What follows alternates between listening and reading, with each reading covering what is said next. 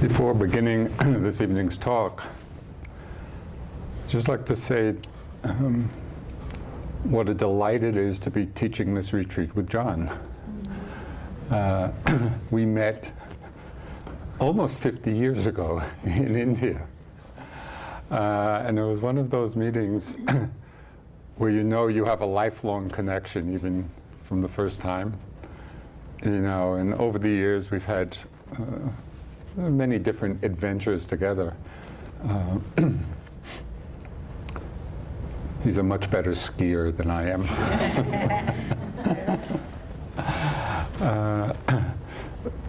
But over all these years, you know, and as our paths crossed here and there, we've never actually taught together. You know, so this is really quite a special time. And just after this first day, it kind of feels like we're just engaged in this duet, you know, that's emerging. And it's totally lovely. So down to business.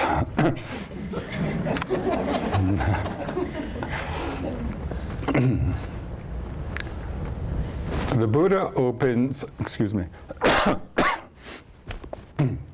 The Buddha opens the Satipatthana discourse, which is his discourse on the four foundations of mindfulness, kind of a central teaching,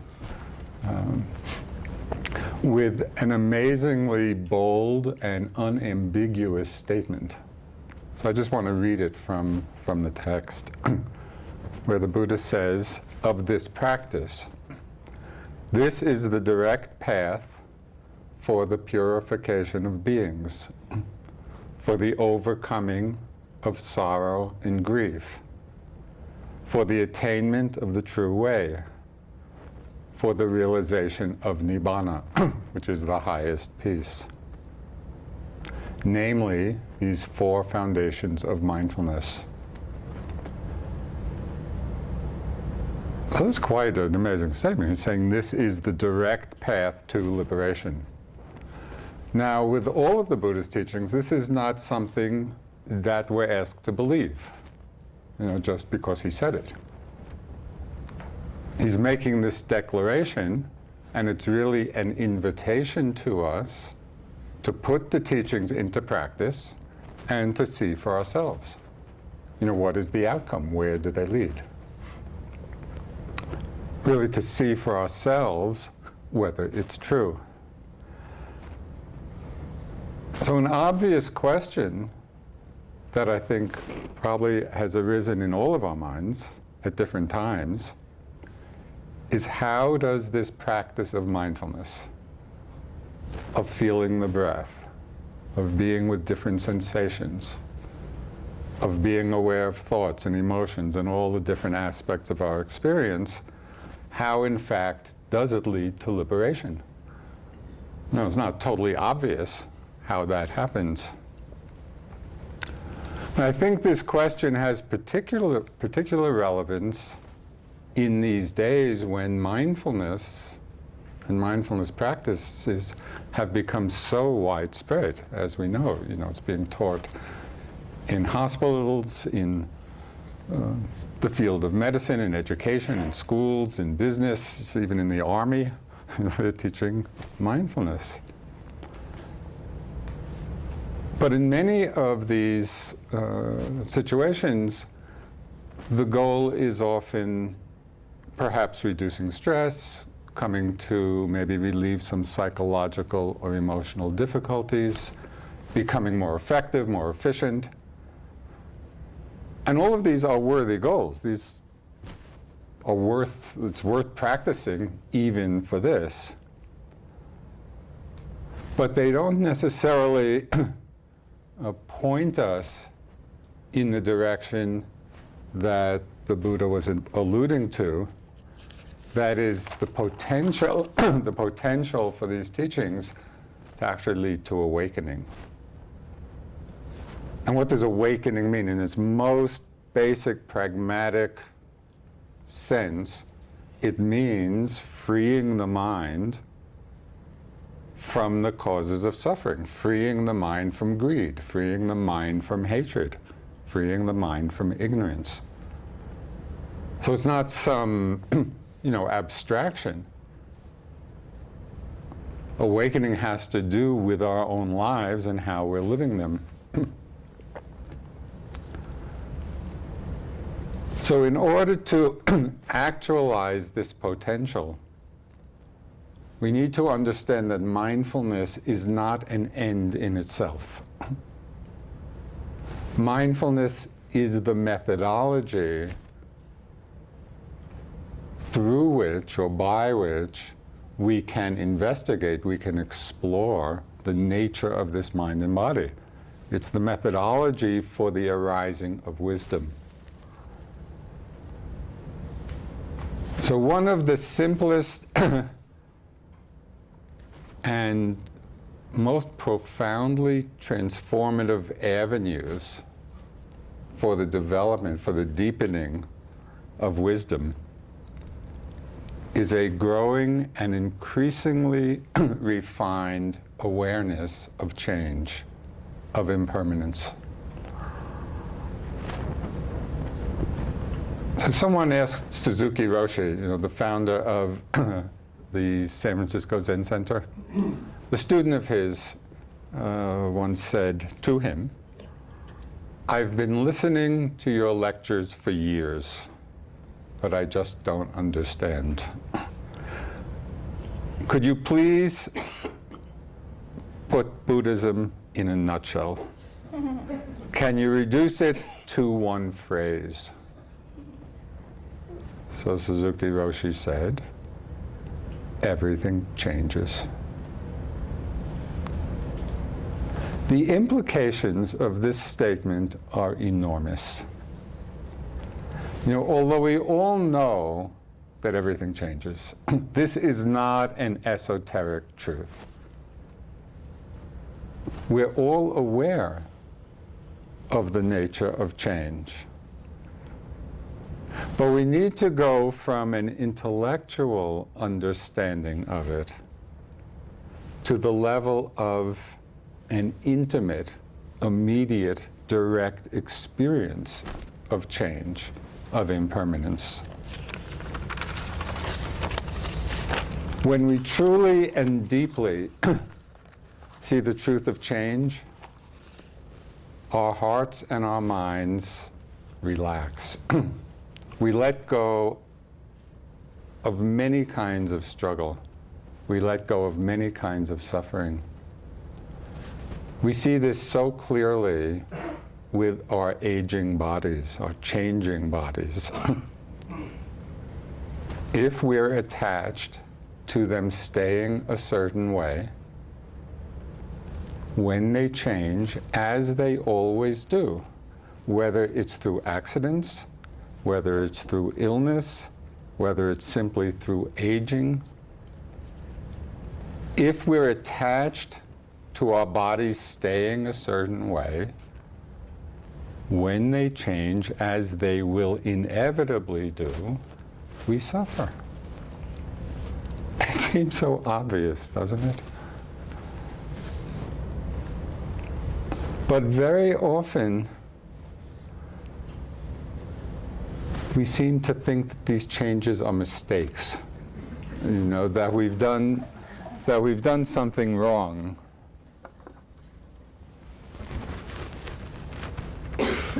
Very often when we're feeling well, everything's going well, and then something changes, in a way we don't like, very often, why me?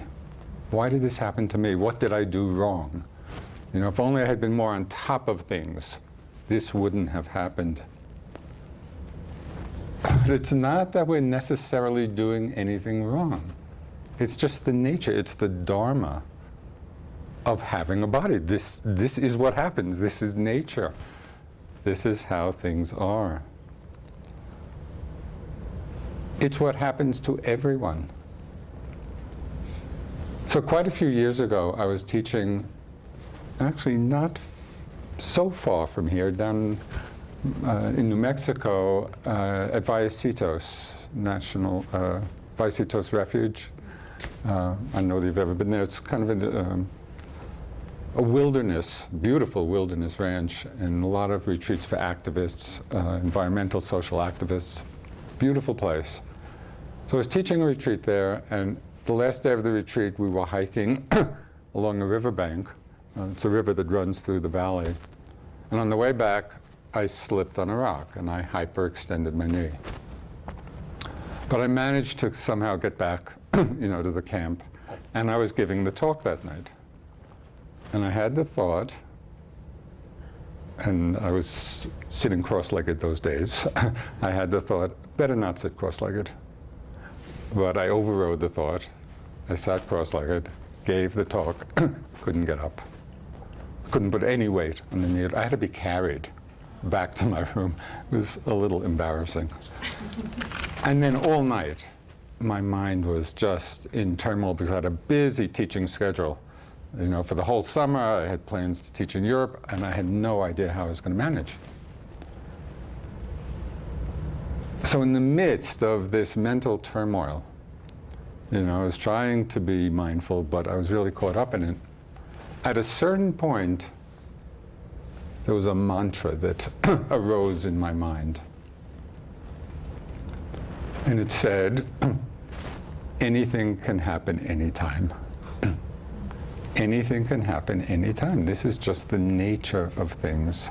And what was so interesting for me was that as that thought came to my mind, anything can happen anytime, it did not create a sense of fear, or paranoia. Oh my God, anything can happen anytime. My heart relaxed.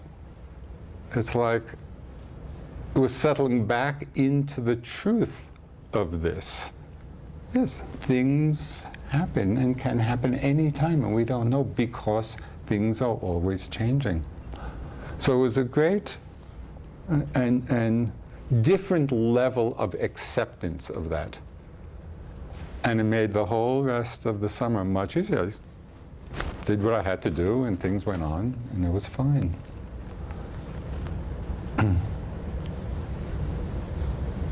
Seeing clearly and repeatedly, over and over again, the impermanent, changing nature of all our experience, it begins to weaken the habits in our mind of clinging. It weakens the habit of grasping, of holding on, of being attached. When you're sitting by the side of a river, do you try to hold on to the current? Because the flow of it is so obvious, it wouldn't make any sense at all. Now, one of the most, noteworthy or remarkable things in our lives is that for some strange reason, we're in the habit of holding on even to states of suffering. Isn't that a rather strange thing to do? I remember one time, it was just before I was sitting on a retreat, a long retreat, and something happened that was disturbing. And so on the retreat, I was thinking about it a lot, and it was suffering. I was caught up in this story. And then my mind would get clear. And this went back and forth many times. And after a while, I just had to smile to myself because, okay, suffering, peace. Oh, let's suffer. And just to watch my mind go to the suffering again and again. It didn't accomplish anything. But it was just the habit of mind to go there. How often are we feeding our own mental states of suffering as if they're serving us in some way? Feeding states of anger, of jealousy, of pride, of envy, of self-pity. All of these states just cause suffering for us. And yet, until the mind is trained to some extent, there's just the old habit of getting identified with them and clinging to them and being attached to them. It's like holding on to a hot burning coal. And so mindfulness finally lets us see the suffering of it. And when we do very clearly, the mind quite naturally begins to let go.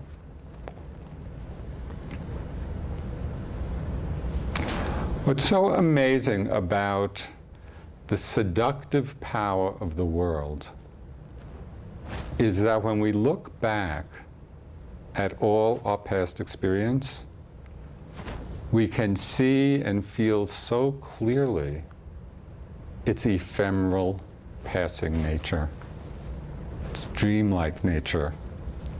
Now, the experiences we had a year ago, or a month ago, or a day ago, or this morning, where are they now? You know, we see, in looking back, we all know this. This is not something that's hidden from us. When we reflect in this way, we all have that sense, you know, all these past experiences, they're gone. And yet, even as we know this, when we look ahead, we just are continually entranced by all the enticing possibilities, as if somehow they are going to do it for us. They are going to fulfill us. And for most of us, this is our lives. You know, we spend our lives looking forward, leaning forward, anticipating the next hit of experience. You know, the next event in our lives, the next project, the next relationship, the next meal. Even on retreat, you can see it on a very moment-to-moment level. How often when we're sitting, are we leaning into the next breath? You know, we're breathing in order to breathe out. We're breathing out, anticipating the next in-breath. We have this habit of leaning forward as if the next moment experience or the next big experience is somehow going to fulfill us.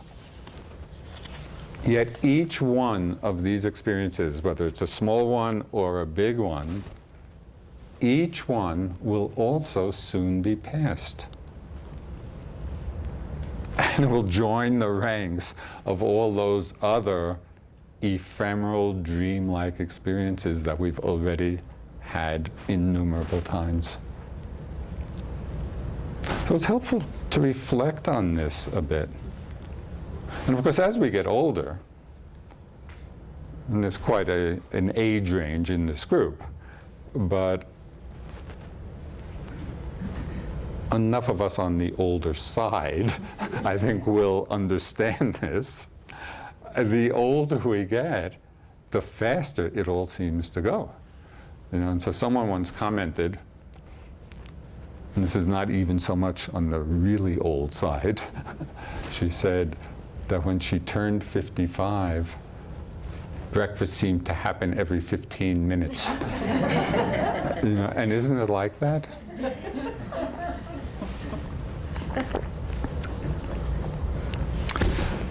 The great paradox of the spiritual life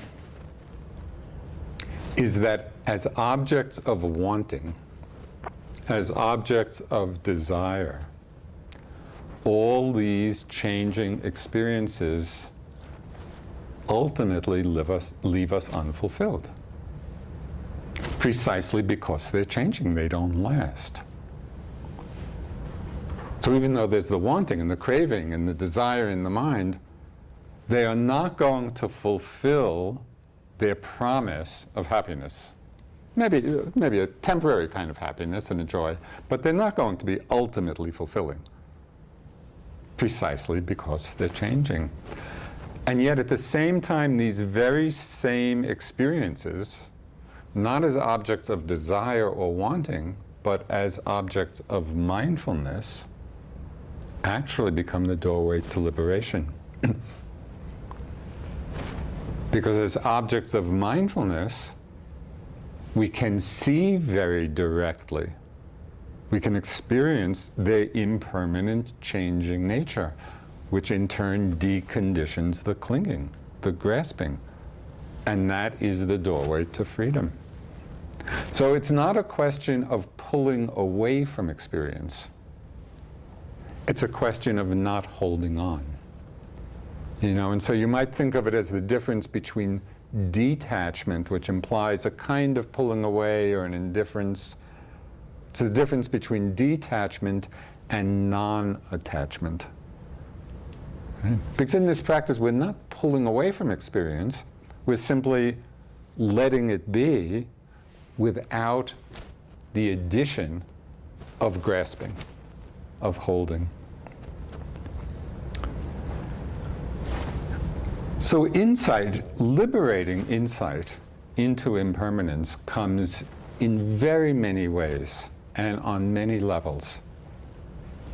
So I just want to go through a few of the different ways we can really begin to take it in, on increasingly deeper levels.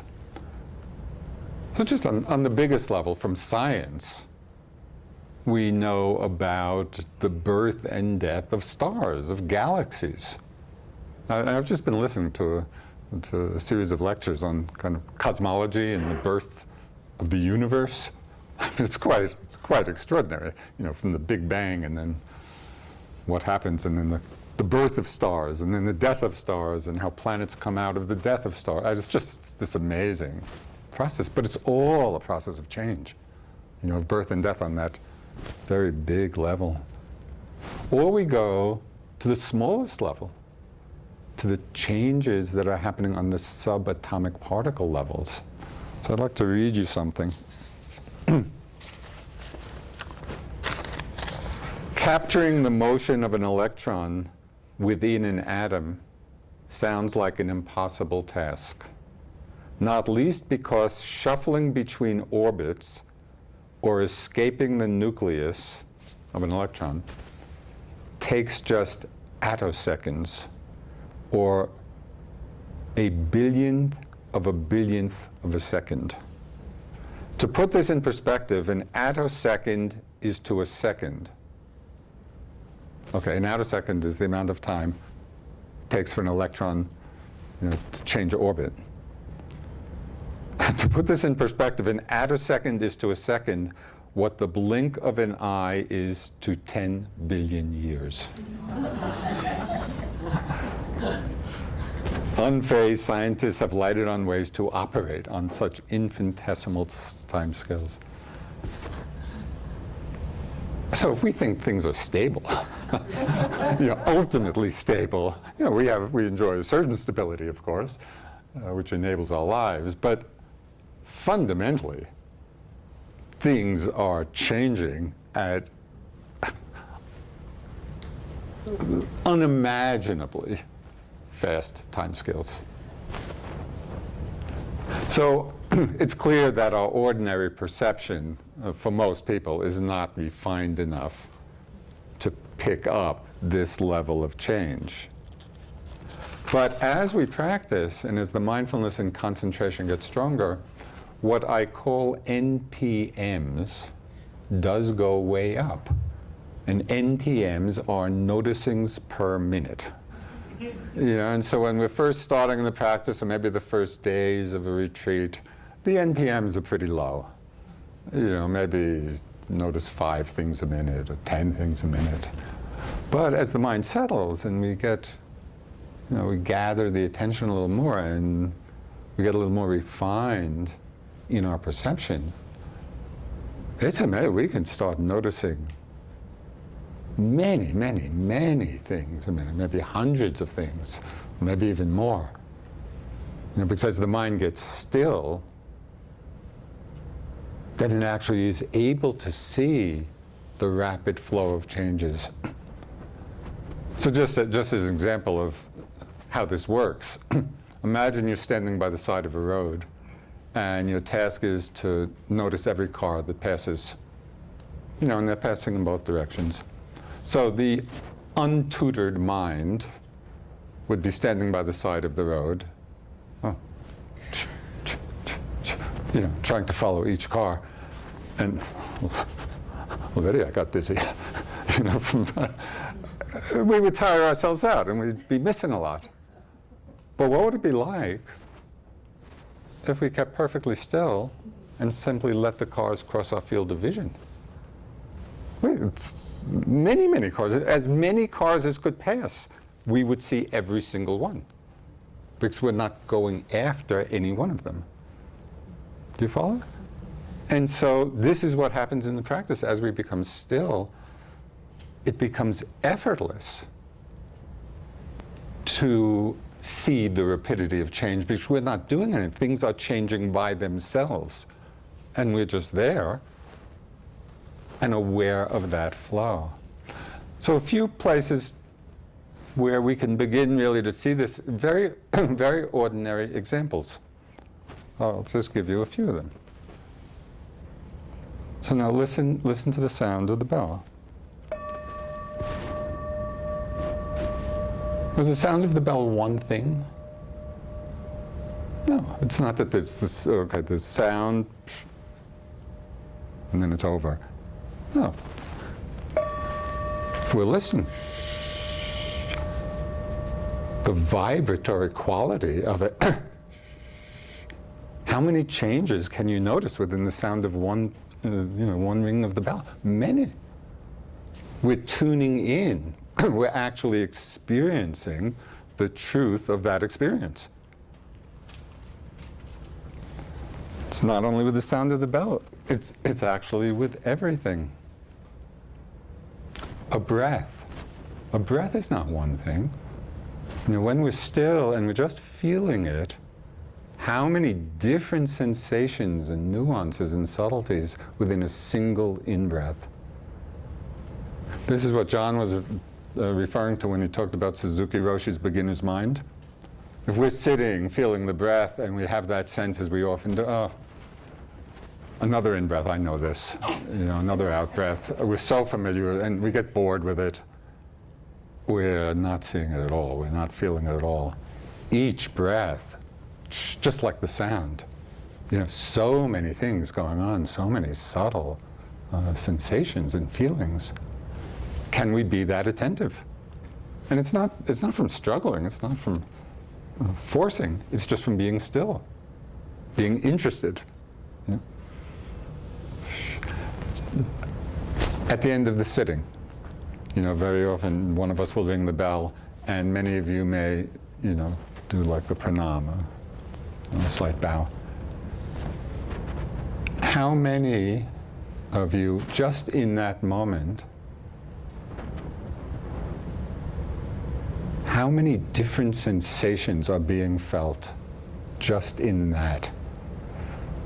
I've studied, one of my teachers was Sayadaw U Pandita, Burmese teacher, very strict, very demanding, and so people were really, I don't know what the right word is, careful, very careful.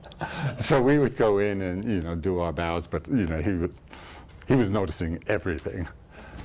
And so I got in the habit, when I was doing my bows and then doing that, I just got in the habit of really tuning in to that level of impermanence in that very small movement.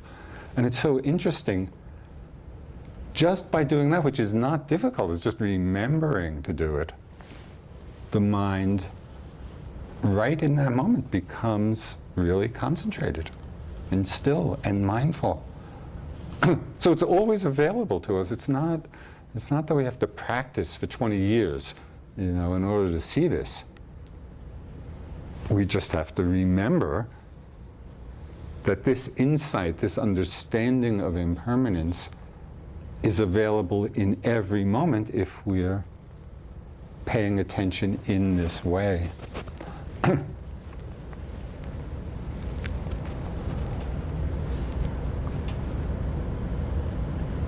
There are just so many examples of how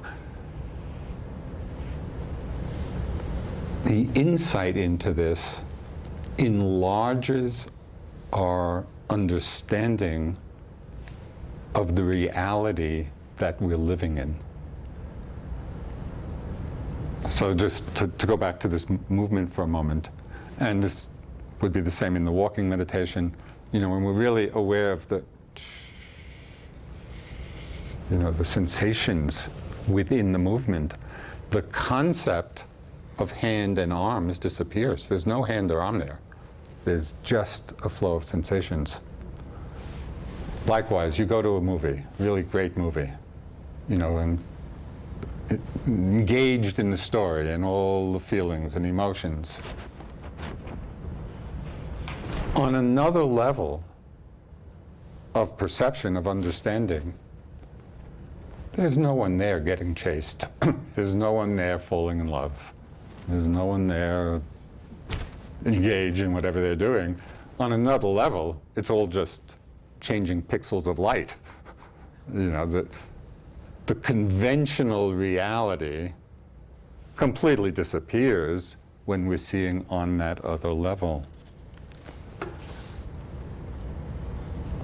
These are the realms that, attending to change, begin to open up.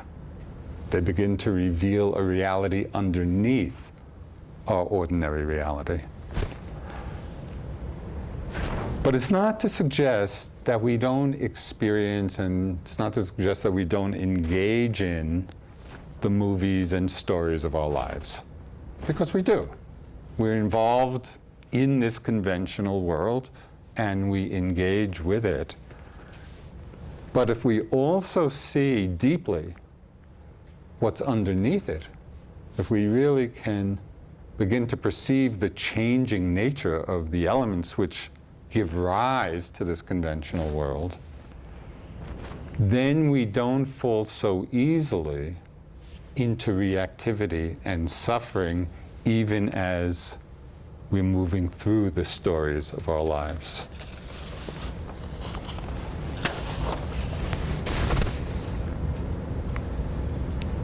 Okay, so we can begin to develop the wisdom of impermanence just in the ways I've mentioned. We can also develop this wisdom, this understanding, from a careful attention to impermanence in ways that we already know. They're not new to us, but just that we often overlook. And these ways can become active, real, daily life meditations. Because when we pay attention, we see that change is happening all around us, on every level, in every dimension. Changes in nature. Here we're in the middle of this most fantastically beautiful environment. Just the changes of the seasons, the changes of the daily weather patterns. Of course, we're all increasingly aware of the big changes of climate, planetary climate. On a smaller local scale,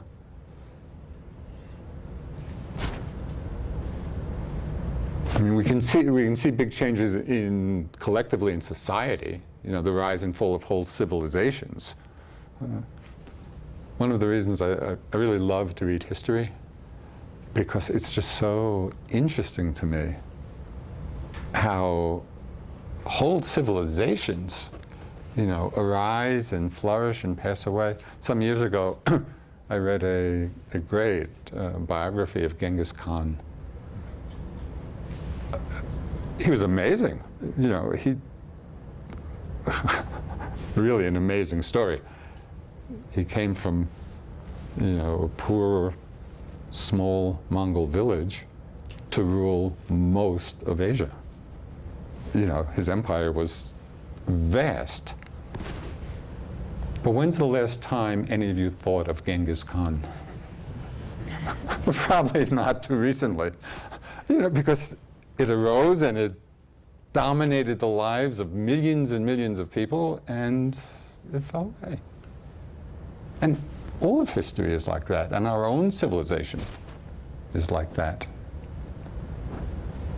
And then, as I started to say, on a more local level, and this is something that's very interesting in New England, in the New England woods. And, New England is greatly forested.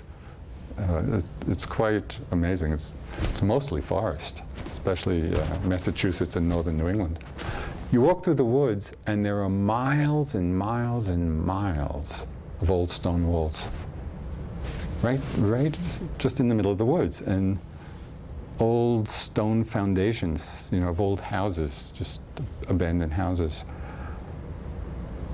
And it's not hard to imagine, all the people and all the lives who built those walls and lived in those houses, and lives as vivid and as compelling as our own. And yet now, where are they and what's left? Miles of stone walls in the woods. We can look even closer at the changing nature right in our own lives, the changing nature of our relationships. We all have the hopes when we first fall in love that it's just going to stay exactly like that. Well, I think most of us get quickly disabused of that notion. It's all changing. We're changing. Our relationships are changing. Our work is changing. Our minds and bodies are changing. We see that everything is disappearing and new things are arising, not only every century, not only every year, not only every day, every hour, but actually every moment. Things are disappearing and arising and disappearing. And this is the flow of life when we look that carefully. So just as an experiment, a little practice, this practice has two aspects to it. One is a memory challenge, and one is actually doing it. So the memory challenge is to remember what I'm about to say at the end of the talk. So the exercise is, as you leave the hall after the talk, pay attention to the flow of change, all the different sensations that happen as you go from sitting to standing to walking. Instead of just, talk's over, time to go out and walk. Watch the flow of changes in each of those shifts of posture. And then as you walk, and then as you're walking out the hall, notice the changing colors that are being seen, the changing sights as you move through the hall. Notice the changing sounds as they appear and disappear. Notice the thoughts that come and go. Just in these 2 minutes, or however long it takes, this whole dimension of momentary change is revealed. Okay, do you think you can remember to do this?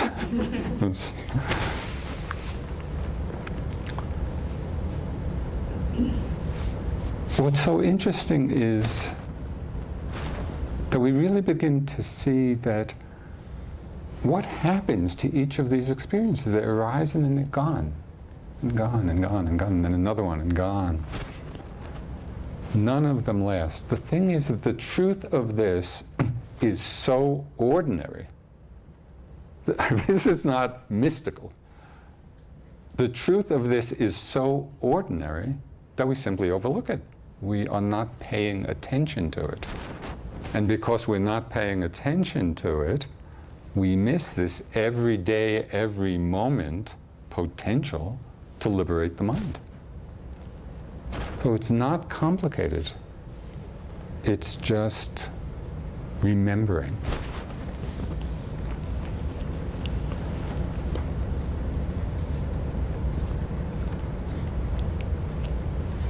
The clearer we perceive impermanence, the less we cling, because everything is just changing so quickly. And the Buddha said something very incisive just about this process. He said, when the mind doesn't cling, it is not agitated. When it is not agitated, it personally attains nibbana, or the highest peace. So that's a very concise statement. It's very interesting to put it to the test, really to investigate for yourself. When you're seeing impermanence, when you're in that flow, when you're really noticing it, take a look and see if at that time the mind is clinging or not. So you check it out. When you're in the experience of the flow of changes, the Buddha is suggesting the mind is not clinging at that time. Check it out. When it's not clinging, when the mind is in a state free of that grasping, of wanting, it's not agitated. Check it out. When it's not agitated, it personally attains peace. Check it out. See if this is so. And it all starts with the experience of change, not the conceptual understanding of it, actually being in the perception of the flow of changes.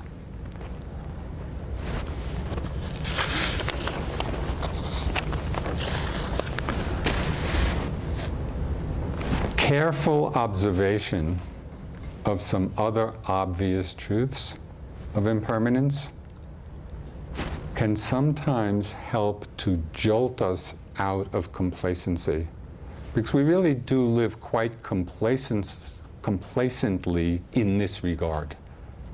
Most of us are not trained to be observing experience in this way.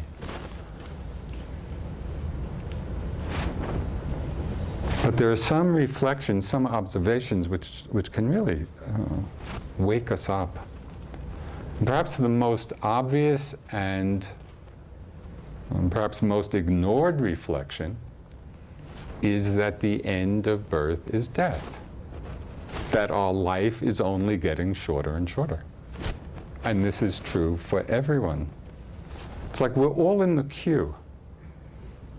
And we're moving up the queue. This is what's happening. And it's not that this is for some and not others. In the great Indian epic, the Mahabharata, one of the characters, one of the sages, makes the comment that the most remarkable thing in the world is that people see others dying all around them, and yet think it won't happen to oneself. And of course we know conceptually it will, but that's very different. Until we're confronted with the reality of this, the immediacy of it, the immediacy of it, have we really let it in? This is a powerful reflection. It really can wake us up. So the Buddha, in one of the discourses, he offered some daily reflections to help remind us of this, and I found them just amazingly helpful. And they're completely obvious. But there's a little tagline to each one that really brings it home. The first reflection: what is subject to aging, namely our bodies, will age. And the tagline is, and I am not exempt. What is subject to illness, which is all of our bodies, will grow ill, and I am not exempt. What is subject to death will die, which is all of us, and I am not exempt.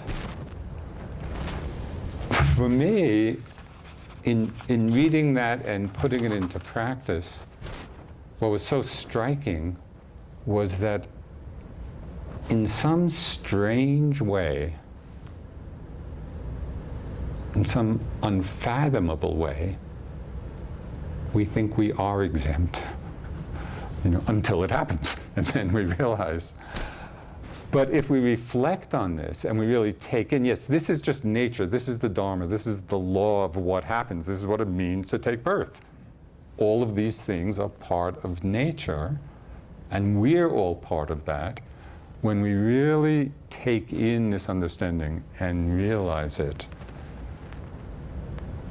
our hearts relax. We can settle more easily into this process. But what's so surprising is that given that the truth of change is all around us on every dimension, on every level, what's so surprising is that we still find change a surprise. It's that somehow in our lives we count on things staying a certain way. And of course they do for some time, and it provides, some reasonable stability in our lives for some periods of time.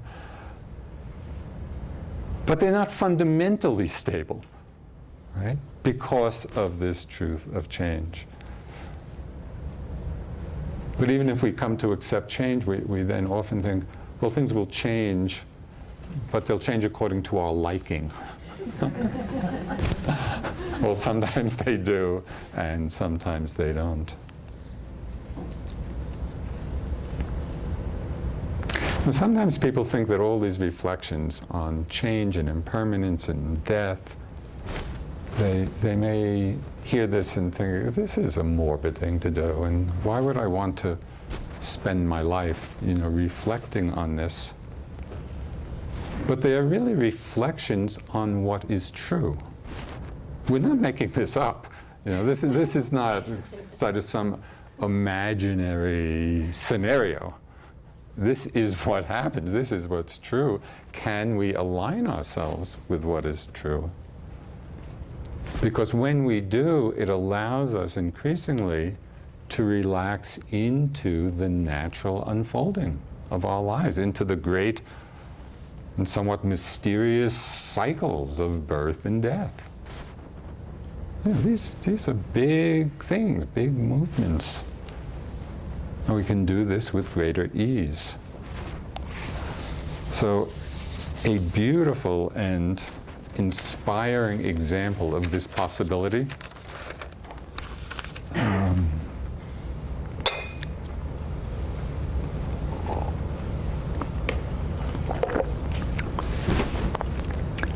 and it takes practice, which is what we're doing here. We're practicing seeing, experiencing the truth of change for ourselves on this momentary level and reflecting on it. And so it's a practice that we're undertaking. But the potential for what it can offer is expressed very beautifully in this story of the dying days of Henry David Thoreau. And you may know that he died quite young. He was 44, died of TB. So, it's a terrible disease. And this is from a biography of Thoreau, and it was written and resourced, from people living and friends with him. So it said, Henry was never affected, never reached by his illness. Very often I heard him tell his visitors that he enjoyed existence as well as ever. But just think of it, he's dying of TB. Not a pleasant experience. That he enjoyed existence as well as ever. He remarked to me that there was as much comfort in perfect disease as in perfect health, the mind always conforming to the condition of the body. Now that's an amazing statement. I mean, and this is exactly where our practice is leading. Awareness can hold anything, and awareness is not touched by anything. You know, a mirror reflects everything perfectly, but is not touched by what is being reflected. So this is the great mystery of awareness. Awareness conforms, you can say holds, every possible condition of the body, sometimes very pleasant, sometimes extremely unpleasant. He remarked to me that there was as much comfort in perfect disease as in perfect health, the mind always conforming to the condition of the body. Amazing. The thought of death, he said, could not begin to trouble him. During his long illness, I never heard the slightest wish expressed to remain with us. His perfect contentment was truly wonderful. Some of his more orthodox friends and relatives tried to prepare him for death, but with little satisfaction to themselves. When his Aunt Louisa asked him if he had made his peace with God, he answered, "I did not know we had ever quarreled, Aunt."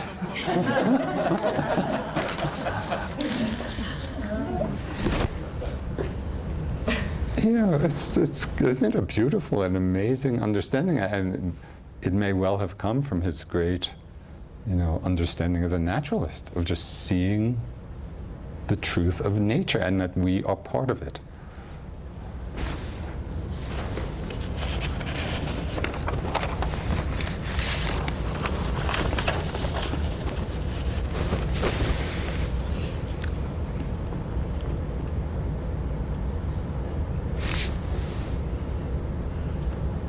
A retreat is just such a powerful time. It gives us the opportunity to really hone in on this truth of change, impermanence, on a moment-to-moment level, on a momentary level. And the repeated experience of that has tremendous liberating power. And just to illustrate how powerful it is, the Buddha made a very startling statement about this. He said, it's better to live a single day seeing the momentary arising and passing of phenomena than to live 100 years without seeing it. And isn't that amazing? Given all the other experiences of our lives, and some very beautiful experiences, the Buddha is saying it's better to live a single day really deeply seeing the momentary arising and passing of all phenomena, of this whole mind-body process. Better to live a single day seeing that than 100 years without. Why? Because when we see that, we cut through the illusion of separate self, and we're really seeing the fundamental nature of this mind and body and of existence, and through the seeing of it, the mind is released from grasping, released from clinging. And the less we cling to that which in its very nature is changing, the less we suffer. When we don't cling, the mind is not agitated. When it is not agitated, it achieves, it realizes the highest peace. So this is really what we're all doing here. You may have come for a variety of reasons, but we really fooled you. This is what it's about. And what's so inspiring for me is that we can do this even from day one of the retreat. As I say, it's just remembering, to feel the flow of sensations within a step, within a breath, as you leave the hall. So just